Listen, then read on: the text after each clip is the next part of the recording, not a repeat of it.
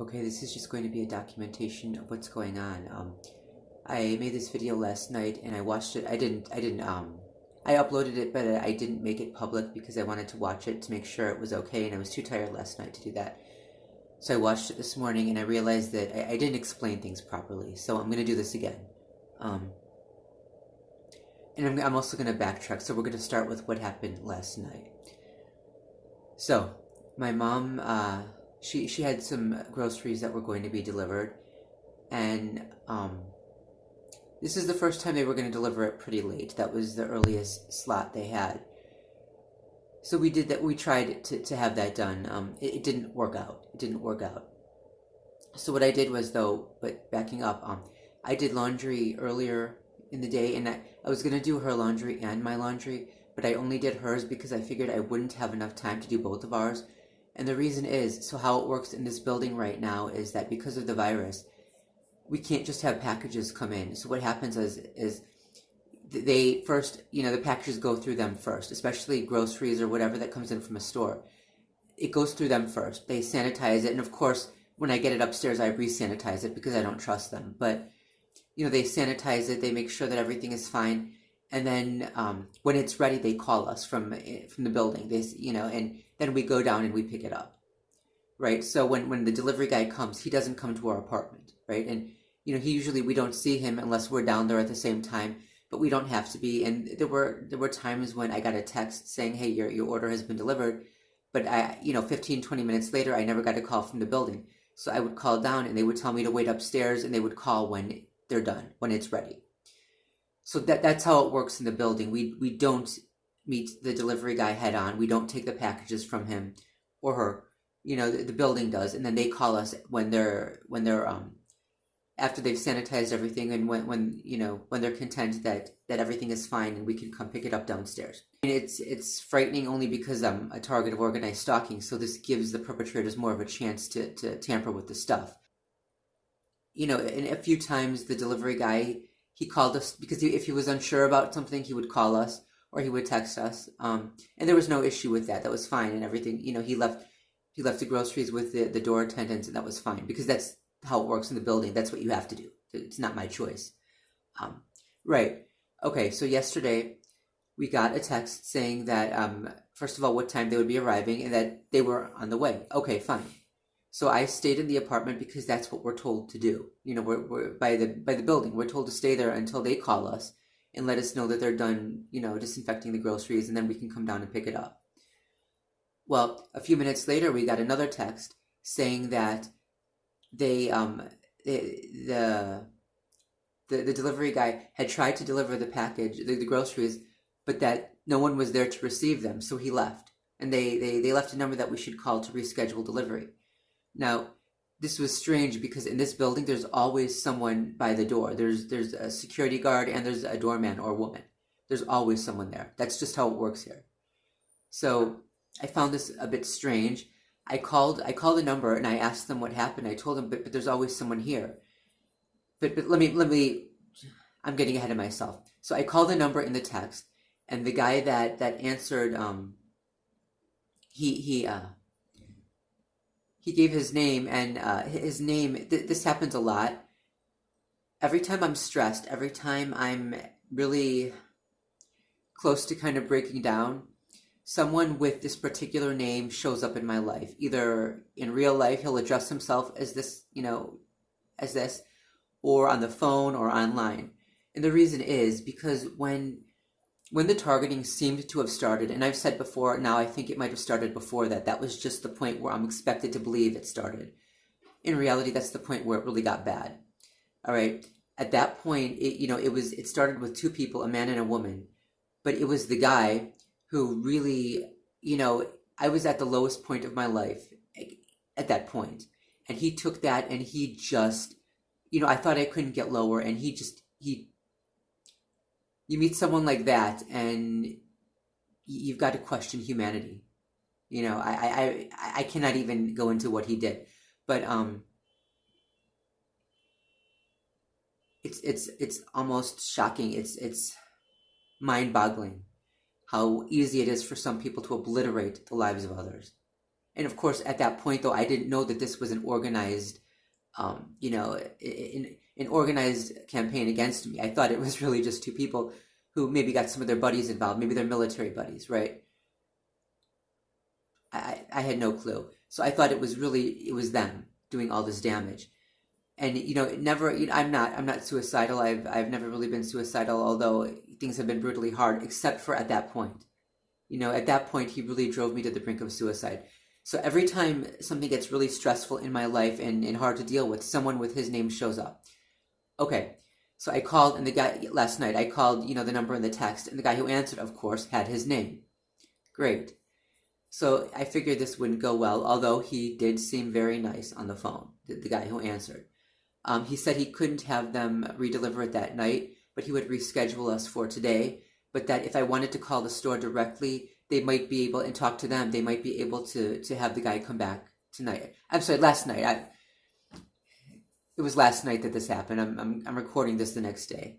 But yeah, he said that they might, the store might be able to have him come back that night. So I called the store, and I asked them, and he told me that I should ask to be directed to a certain department. So I called the store and I asked them to direct me to that certain department, and they said, oh, but they left already. They're not there, but they could give me the customer service number for that department.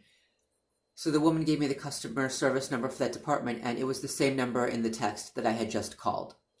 So it was pointless. It was pointless. Hopefully they will actually deliver the groceries today. We'll see what happens.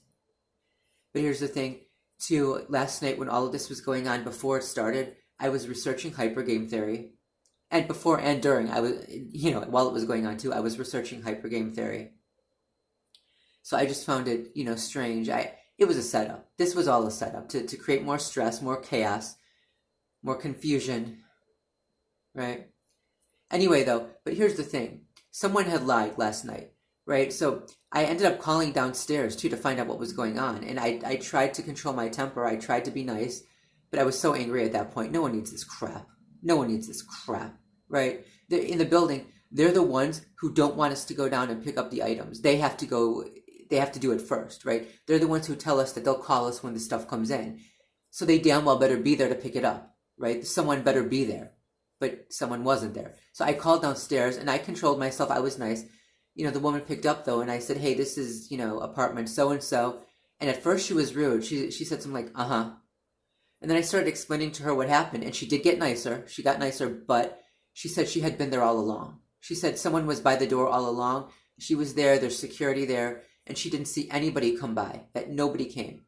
So somebody is lying. Either she's lying or the people from the delivery service are lying. And it is a delivery service. The store that my mom and I ordered groceries from, they use a third-party delivery service.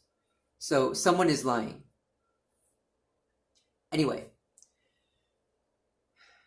So that happened. Backing up.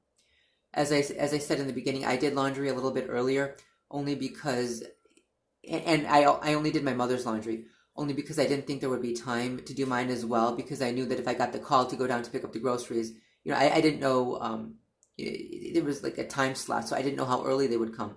So I figured I should be back at the earliest time that they had scheduled for, right? It was like between so-and-so. Right. So when I do my mom's laundry, I usually put her stuff in plastic bags with a drawstring tied, because I don't want people going in there, coughing and sneezing and spitting on her stuff. I want to make sure that her stuff doesn't get contaminated. Plus, people have tried to, tamper with stuff that I have. So, and the dryers are bad here. So as the clothes dry, I take them out and put them in the clean laundry bag. Well, if someone came in, I didn't want it to be easy for them to open that.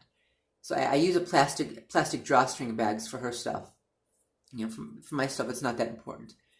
Anyway, there was a nice lady up there when I got there, and then another woman came in. She was a caregiver, and I should have gone right into the laundry room to watch what she was doing. But I've explained this, for the laundry area, there are two sections. One with the washers and dryers, and then another section that's more it's more like a lounge. So I should have gone in there and stayed with and watched the caregiver, but I didn't want to seem rude. I didn't want it to look like I was just watching her, So I kind of backed off.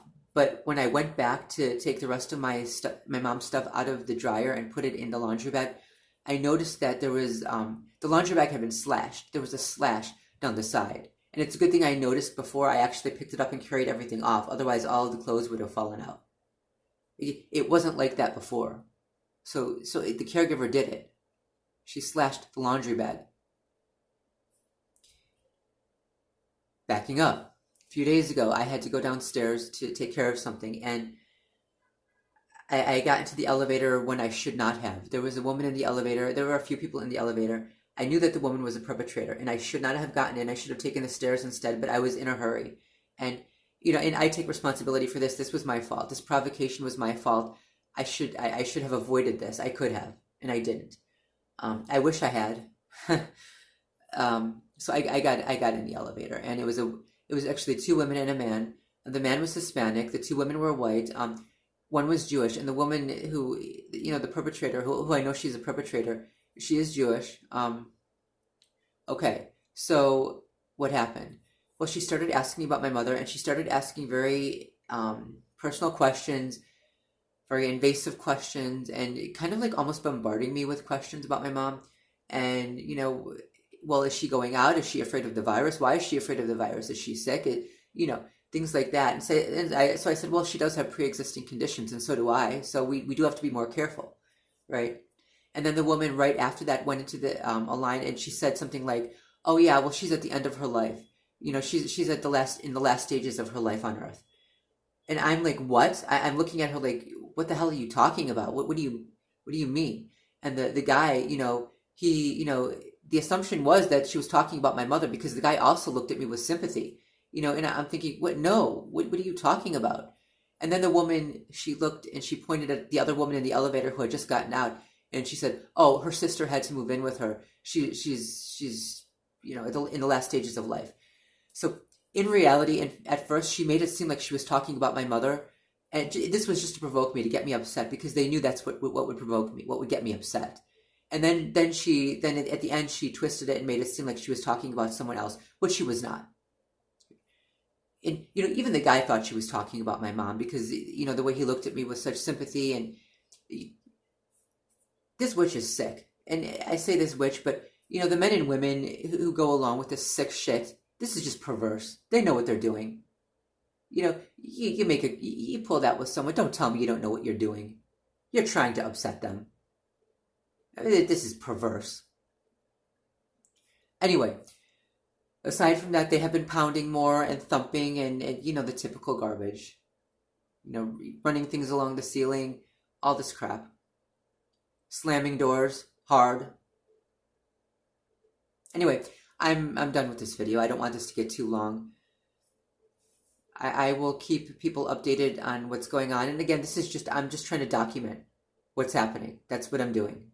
Whether or not it changes anything, I'm still trying to document it. Peace.